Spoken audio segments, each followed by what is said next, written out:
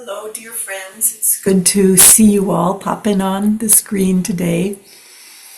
We'll begin meditation and we'll meditate for about 15 minutes. So, as you hear the bell, just let yourself attend to your body.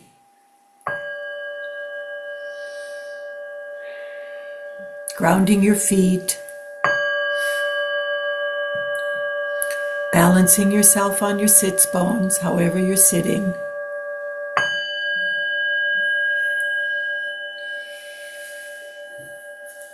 Being aware of your spine rising from the base of your torso to the crown, into the crown of your head. Relaxing your shoulders.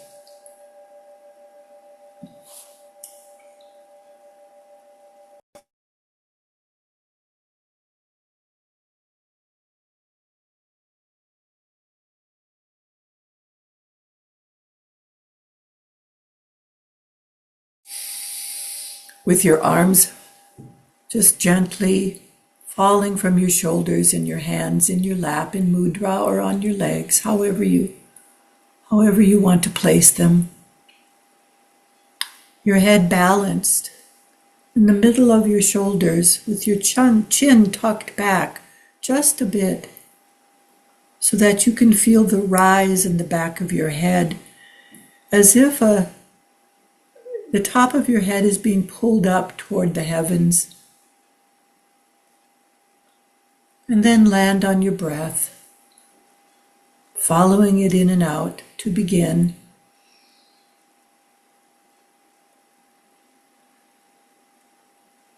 Giving yourself this time of rest and attention, offering this rest and attention to everyone who's here. And we go into silence.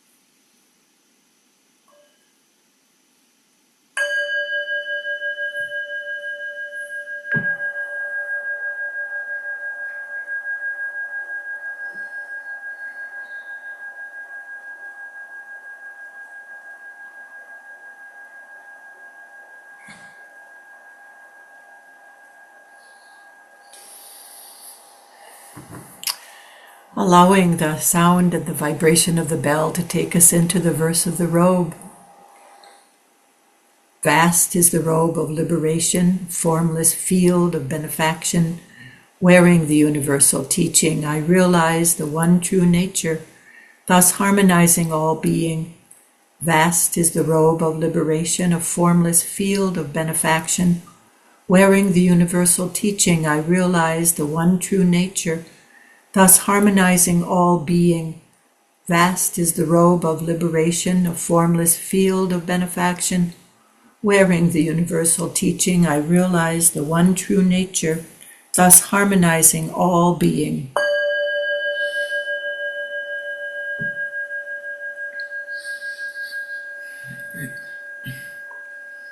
And so the sound, the vibration of the bell takes this chant out into the world, which is what we're going to be talking about today.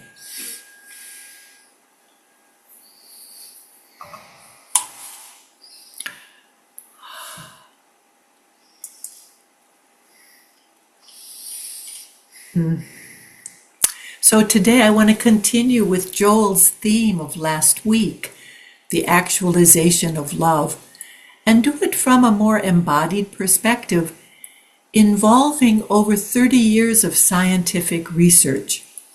But first I want to bow to Flint and Aaron and the path that they're on at this moment, and to Peg as our teacher, and to send metta to all of them for their well-being. And I acknowledge our lands and the ancestors here in Madison, Wisconsin, and all around the planet. All the ancestors and peoples have given and sacrificed so much for us to be here today. We know that the ancestral lands and people of our country and around the world have suffered wounds from the oppression of colonization.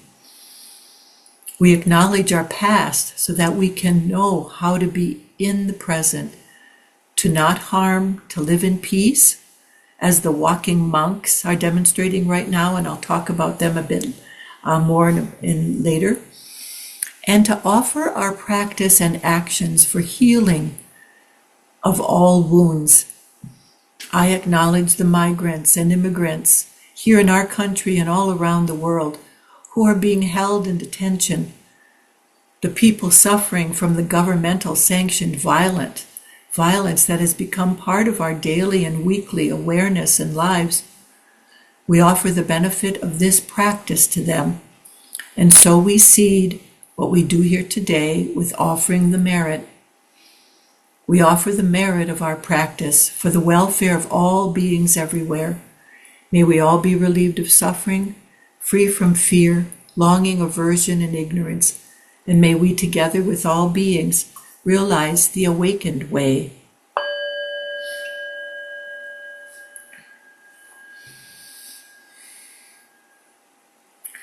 My theme today was inspired, as I said earlier, by Joel's offering last week, by the monks who are walking for peace across the southern part of the U.S. right now, by the response to the deaths and the actions of the ICE agents in our country, and by my reintroduction to the research of the Heart Math Institute on the higher dimensional human qualities such as love, care, appreciation, patience, and kindness.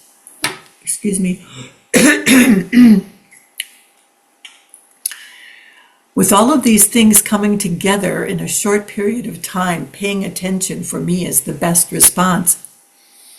From Joel's offering last week, I took Shanti Deva's vows to heart. May I be a bridge, a boat, a raft to help all across the flood. May I be food to feed the hungry. May I be medicine for the sick. May I be a resting place for the weary. May I be a lamp to light the darkness.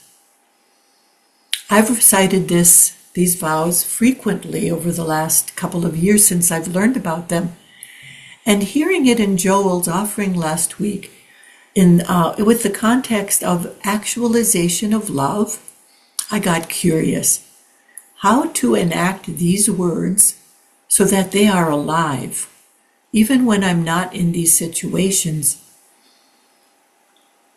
Next is the awareness of the group of Tibetan monks who have been walking across our country since early October with their dog, making their way to D.C., to Washington, D.C., spreading and radiating a spirit of peace in response to the suffering of our lives, offering teachings and trainings on loving response rather than angry reactions to any troubling situations. I'm sure most of you have heard about them and watched them in Facebook or YouTube or Instagram. They are being met by thousands of people in support of their mission, demonstrating that the monks are speaking to something of great importance and great need. The need that the monks are speaking to is unfortunately being reflected in the actions of our country's immigration agents and the deaths and taking of immigrants into detention. There is so much distress, fear, grief, and suffering, understandably, as a result of these actions. There is great need for a response that does not add to the suffering and pain. Paying attention to these situations brings up the question, what is there to do that could possibly bring healing and change, even transformation to the circumstances? I hear and know of many actions people are taking to support those in need. For example, making financial donations, bringing food and supplies to people who are housed at home and not going out, caring for children whose parents have been taken, going to court and meetings with immigrants, and so much more. These are the necessary actions of love needed, and it is all good. There is more that I believe the monks are pointing to, though. That is the changing of our hearts and minds, not just with positive thoughts and attitudes. Those are important, of course, but literally a change in physiology that creates a resonance of love, kindness, and care, and then being a radiator of those qualities for the world. So what I mean by that is that earlier this week I received a daily newsletter. It's called The Daily Good, and hopefully maybe many of you receive it. It's a wonderful piece to receive daily news of the countless good that is happening in the world. This particular piece was about the work and research of the HeartMath Institute and the work of Dr. Roland McCready and colleagues. I was aware of their work early on in the late 90s, but this article was a reintroduction to their good research and what's evolved since then. For over 30 years, he has been gathering data in support of human emotional qualities and their effect on the body in relationships and communities, and what is called and what he calls the field environment, and has revealed how our inner rhythms shape not only our own well-being, but the energetic field we broadcast to the world around us. Some background: he was a sincere meditator, and like all of us, he was aware of the positive effects meditation has on our lives. But he was also aware, as a scientist, that there were limits to practice. For example, he'd noticed that he'd have what he thought was a rather transcendent meditation in the morning, then get in his car and get in a traffic jam and get really frustrated. So that was what he identified as recurring troubling personality patterns, or the boredom that can set in, the struggle many people have with training the mind. As one of his mentors and colleagues, Doc Childra, said, the mind doesn't ever want to lose customers.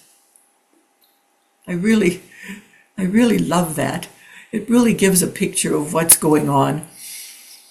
And while we know that practice is not meant as a car wash to eliminate our human struggles and condition, he did want to see how else we might approach cultivating the higher qualities of human possibility. So he and his colleagues were led to studying heart-brain coherence, and they've been studying it for 30 years. Now, this might get a bit wonky, but I'm going to read something from the article. I tend to get kind of wonky about learning about science that supports what Buddha and the teachers all down through time were telling us. So what HeartMath and the researchers there learned is that the heart and the earth vibrate at the same fundamental frequency as our heart-brain coherence. It's 0.1 hertz, a 10-second rhythm.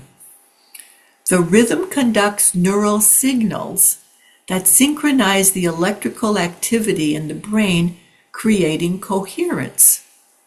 Coherence is what underlies all the different brain systems' ability to perform optimally. So if one part of the brain is working well, or one part of the heart is working well and it sends signals to the brain, then everything is in coherence, is in resonance. Spectrum analysis can actually measure frequencies we are radiating, such as anxiety, fear, envy, and others, or a whole spectrum of love frequencies. With coherence training, just 5 minutes a day, and this is very simple, we're going to do a bit later, we can shift what we radiate to create a new baseline in our physiology, in our brain, and in our nervous system. Dr. McCready says, "What I've finally gotten to in my own life, the straightest line path to rapidly increasing my own level of awareness and consciousness is to radiate love. Because we're always broadcasting something, we might as well make it beautiful." So here's an example of beautiful. Mahatma Gandhi's successor was a man named Vinoba Bhave. I think I'm saying that right. He continued what Gandhi began in restoring land to small villages and people, among a whole host of other things. However, he is known to have said that there are 4 kinds of people from his observations. The first one, those who see only bad in others. The second one, those who see both good and bad in others, and those are people who are good judges. The third one, those who see only good in others. And the fourth one, those who amplify only good. It's the fourth one where the beauty is, amplifying good, that the HeartMath researchers have been focusing on. This research discovered that love isn't one frequency. It's actually an octave. There's a frequency for compassion, for forgiveness, for appreciation, for gratitude, for patience, which they identify as a really important one. Each has a subtle but measurable difference in the electromagnetic field. Let me say that again. Each has a subtle but measurable difference in the electromagnetic field we radiate. I think what they're talking about here is loving kindness, which is what the Buddha taught us over 2,600 years ago as an antidote for our human condition. So from this research has come some simple and potent practices to create coherence in the body from the heart, not the brain, not trying to change the mind, but from the heart. Because how they put it is that the heart is the portal, the literal heart is the portal to our higher self. So I want to offer a simple practice for us to do if you choose. You can listen to it or you can participate. The elements of it are our breath, placing our focus in our heart, using imagination if we need to bring something or someone to mind, and then the action of radiating out into the field environment, as they describe it, to raise our vibrations and to help lift the energy environments around us. So here's the practice. If you're willing to do it, take a few good breaths as we know how to breathe here. Deep inhale and complete and full long exhale. This pattern of breathing activates the rest and restore aspect of our nervous system, the parasympathetic nervous system. So taking a few breaths in and out, extending the exhale a bit more than the inhale, and finding your own comfortable rhythm for this.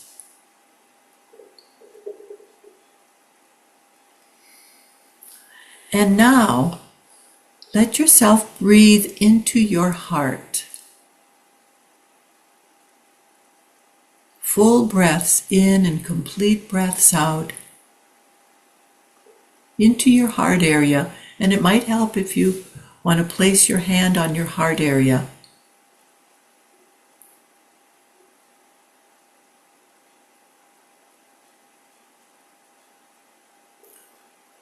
And now, see about activating a felt sense of kindness, of care or compassion, or appreciation for something. If you need to, bring someone or something to mind as a reference for your feeling state. I practiced this morning when I learned that my brother-in-law is having a cardiac surgery this afternoon, I think.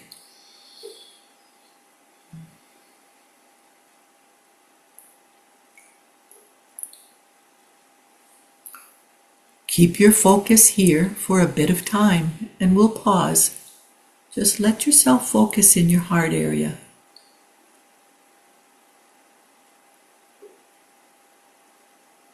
With kindness, care, compassion, appreciation.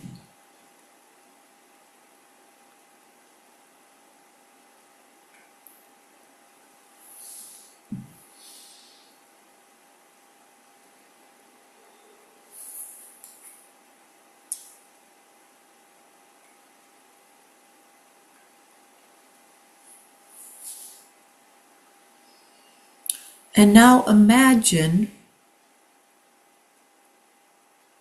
what you are radiating out into your field.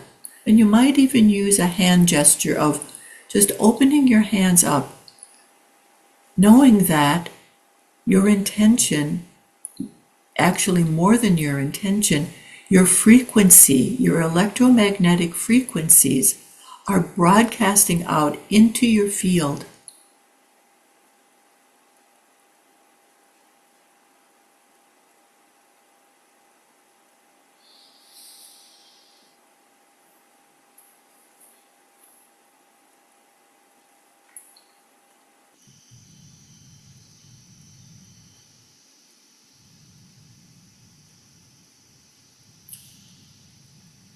This research suggests that practicing this simple technique 5 to 10 minutes a day will literally change your physiology and bring ongoing coherence of heart and brain into effect. And then wherever you go, wherever you are, you will broadcast what state you're in. And so you might consider asking yourself, what am I broadcasting right now? And what would I like to broadcast right now?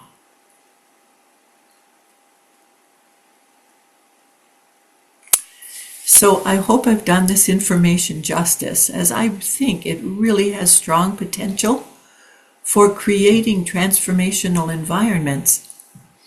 I'd like to open us up now to hear about your own experience with this kind of practice, either here today or if you've had other experiences with this, because we are the ones we've been waiting for to do this, to offer this in the world. We're not here in the Midwest because of what's happening in our country here in Minnesota, and I have a lot of family and friends in Minnesota with what's happening there. I've been sending a lot of metta practice because I'm not in a position to go there right now, and it's not really the best idea to do that either. And what people have been telling me is to offer them our best wishes, our best sense. Practitioners have been saying, offer metta, do the best you can. That makes a difference, people knowing that we're there for them. So I want to open it up to you to hear your experiences and know that whatever you say is going to be of benefit to everybody here.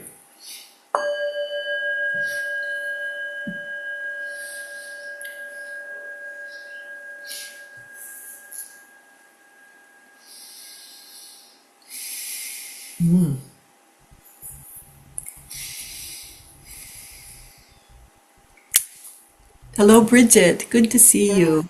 thank you so much. Well, what I felt was my heart felt as if it was expanding and was having and a smile was emerging from there. In other words, this feeling of, not just a soft smile opening up almost like a flower. That's what I felt. That's a beautiful description of your heart, Bridget. Thank you. I'm sure you'll have others, so thank you. When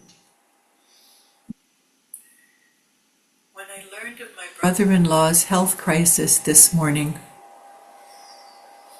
I was actually reading my talk, and they live in Minnesota, and I could hear and sense the anxiety that they were feeling about this all. It was an emergency. And I immediately thought, what is it that I could possibly offer? And I did this little practice. And I wrote my email back. And while I I want to know that what I offered was received, or at least sent for sure, and was received, I know that it affected my physiology. That rather than getting anxious myself, this is my husband's brother, who he was very close to, getting anxious myself, I could stay calm about this, and I could offer them that calmness. I hope it mattered to them and is mattering to them. Hello, Sandy. Hi, Suzanne. Thank you. Thank you so much for your words. It couldn't have come at a more appropriate time for me. I got a call yesterday morning from one of my dearest friends, and she was notified yesterday morning that her position, her job had been eliminated. And it was kind of at the same time that she had just gotten an invoice from her daughter's university that tuition was due. And just the untimeliness of it. And so I'm going to go spend the day with her as soon as we finish inquiry. And you've given me just so, there's a part of me that really wants to go and start taking action and help her prepare for the next steps. And what you've reminded me of the importance of is to be still in it and to allow her to surface what's most important for her. And I was just I was just wanted to check in probably with you and say, that's what I'm taking away from your talk today. Do you have any other suggestions? Well, what I'm hearing you say, Sandy, is you're really getting that it's a good idea to prepare yourself first. The meta. And however that is so important. What, as you were speaking, I was seeing the images of the monks every morning at, I think, 4:30, 5 o'clock, standing in a row outside of wherever they've slept for the night, preparing themselves for their walk by doing their chants, doing their prayers, meditating. And if other people are there with them, other people join in, but it doesn't matter. They're there doing what they need to do in order to prepare themselves to do their 13, 14 miles of walking, inviting, radiating peace. So that preparing ourselves is so important because we're the instrument of what we're taking into our relationships. We're the radiators. That's what my Qigong teacher always says. We're love radiators. Let's remember that. We're love radiators. And he says, smile. Start my internal love engine. Thank you. You're welcome. I wish you well. I wish your friend well. Me too. Yeah. Thank you. Yeah. Take care.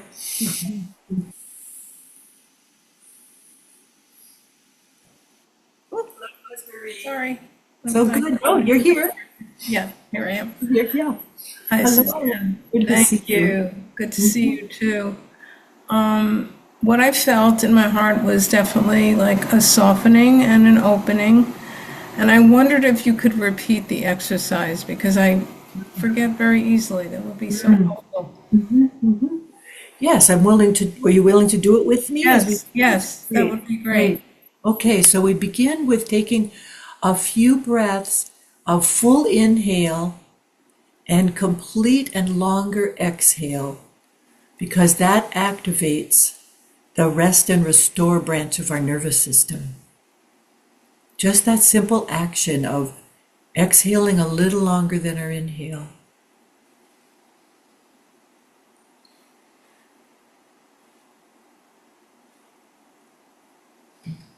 And then when you have a comfortable rhythm of that breathing, let yourself put your attention, your focus in your heart area. And if you want, place your hand on your heart area. And you can even feel your body rising and falling as you breathe in, and you might even feel your heart beat.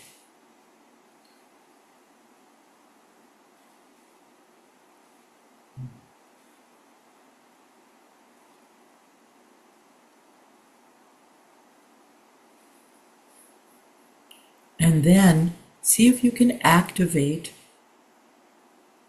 a felt sense of kindness or compassion.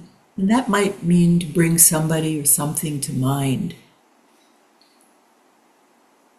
to focus on or have be a reference point for you.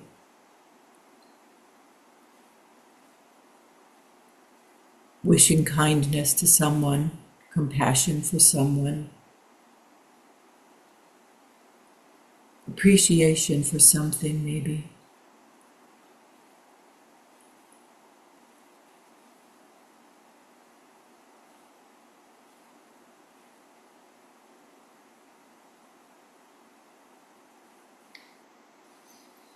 And then, if you want to do a hand gesture, just open your hand out and know that you are radiating that quality out into the field of your space.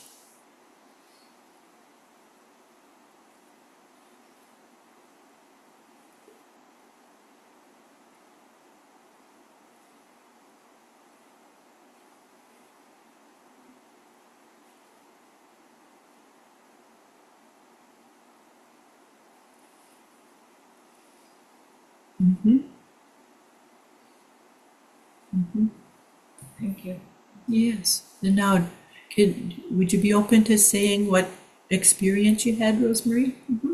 Yeah. So the first time when we did it before, I actually was thinking of someone who was kind to me. In my dance class, I got a little faint in the middle of the class. So I stopped and people kind of came over. I said, "What's up?" I said, "Well, I feel a little faint." And my teacher came over and she put her hand on my shoulder and said, "Why don't you sit down?" I'm tearing up right now. And it's just that little kindness and attention and compassion for my not feeling well. So she was that experience and her were my guide through this, to offer it back and also to receive her modeling. So, Yeah. so when you offered it back, what did you notice?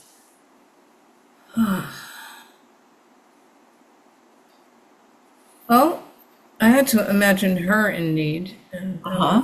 a little bit of a shift, but still possible. She's a mom. Her daughter's in Germany, so I think there's a lot of missing of her, and it was. It felt very nourishing to.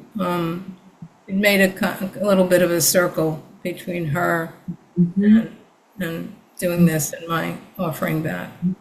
Yeah, so it felt. And then when opening the arms, I was looking up at folks and offering out to our group here. So, yeah, so it broadened the circle. Yes. Beautiful. I think that's the point of this whole piece of research, and it's not piece. They've done 10 million tests on people in the last 7 years to measure these frequencies, to know that we have that kind of power in us, that we can radiate, but we need to choose to do this. It's powerful, the physiological aspect that you're talking about. It is. It's very powerful. And I think, well, culturally, we forget that because we get so understandably tangled up in the troubles. That's what in Ireland in the 90s, they called it the Troubles. Well, we're having the troubles here. And there's troubles all over the world. We've had troubles for a long time. So to know that we can practice in such a way that we're radiating what we want to radiate into the world. It's not benign. And the preparation that Sandy was pointing to, that's really key. And what you said about how you made a shift when you heard the news today. Yeah. You using this as a corrective, or I don't know if that's the right word, but as a way to embody a shift. That's helpful. Thank you. Thanks so You're much. welcome, Rosemary. Yes. Yes.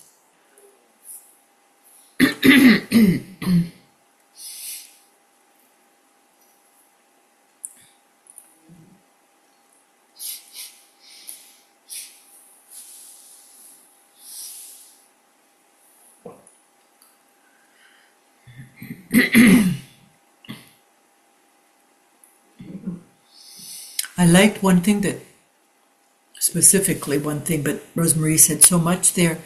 What she said about radiating out to everybody here. Because we're coming online here from so many different places. Way west, and way east in our country, and then across the ocean, and south and north, and thinking that we're radiators and sending each other this kind of high frequency care and love. And I know many of us are sending that to Flint and Aaron and everybody who's there helping them this week. Yeah.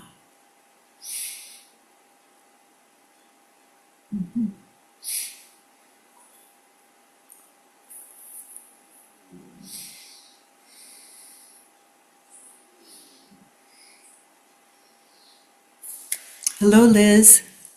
Hi, Suzanne. I want to say that I really appreciated that you were able to offer something that, because I know I am always saying, what can I do? And I thought what you brought was just the perfect thing, what I needed to hear. Because most of the time I'm, frustrated. It feels sad to see people being hurt the way they are. And I feel like I don't know what I can do to change it. And so that, to feel like the question that you asked, what to ask ourselves, what am I radiating? And that's a good question because I, I'm seeing my reflection of myself here. And so it's really easy to look at it, even though it's small and it's blurry. I can feel what I'm radiating sometimes, and it's not the best thing because not in that great of a space with everything, and but to have the thought to maybe choose that I could radiate something really positive. And when I just stopped to do the exercise and put my hand on my heart, I felt all of that. It's in there.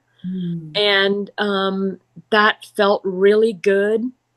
And just the warmth of your being there trying to help us today and offer some support and then coming up with an answer, because a lot of times in this practice, there isn't always an answer of something to do, and so I really appreciated that.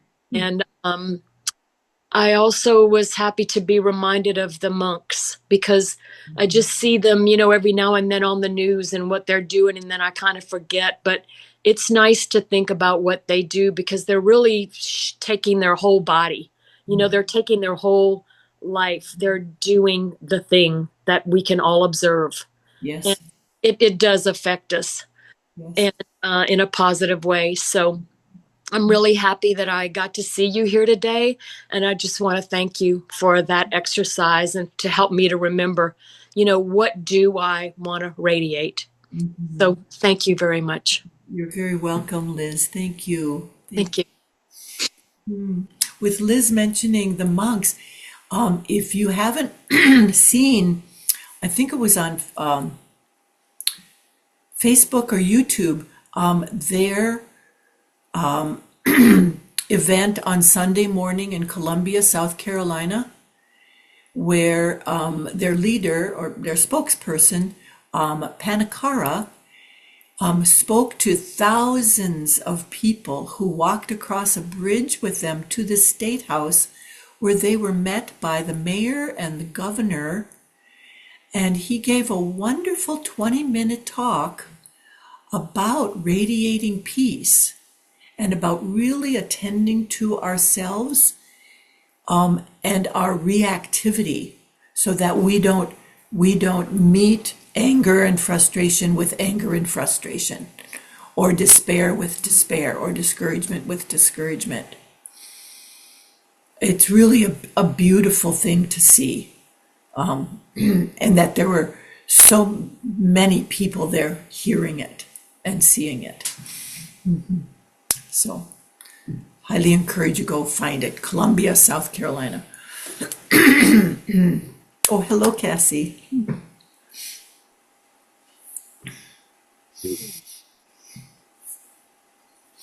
My heart gushes every time I see the images Um, and knowing that their walk began here in Fort Worth, just not very far from me at all. Um, and I took some of the screenshots of them beside the sides of the road that I know, you know, It's beautiful.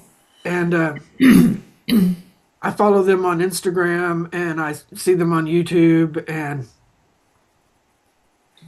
as you were talking today and giving us the exercise, I noticed the deep roots of my Christianity and imagined washing their feet. And as soon as I started doing that, of imagining my embodiment of putting warm water around, you see their feet and they're bandaged and they're bleeding and they've got them taped, and to offer specific direct kindness to that. At first I wanted to explain it like an explosion of love, and I was just like, no, that's a violent word. It's a gushing. It's and it's not an overflowing, it's not like a limited container. It just, You tapped into the never-ending fountain yeah, to wash their feet. to wash their feet. And imagine, if all of us, had the container of warm water with oils, and coming up to each one of them all at the same time is my visual during this. Beautiful, Cassie. Thank you for that visual. Thank you.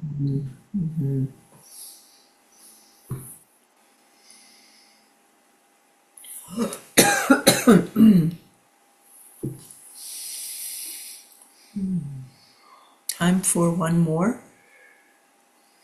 If there's anybody here.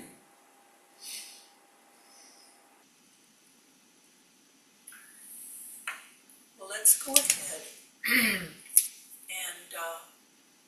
do our closing chant of our practice principles. And I want to invite you to feel the resonance in your voice of the practice principles in this context, in this embodied awareness of them. Caught in the self-centered dream, only suffering, holding to self-centered thoughts exactly the dream, each moment life as it is, the only teacher, being just this moment, compassion's way. Caught in the self-centered dream, only suffering, holding to self-centered thoughts exactly the dream, each moment life as it is, the only teacher, being just this moment, compassion's way. Caught in the self-centered dream, only suffering, holding to self-centered thoughts exactly the dream, each moment life as it is, the only teacher, being just this moment, compassion's way.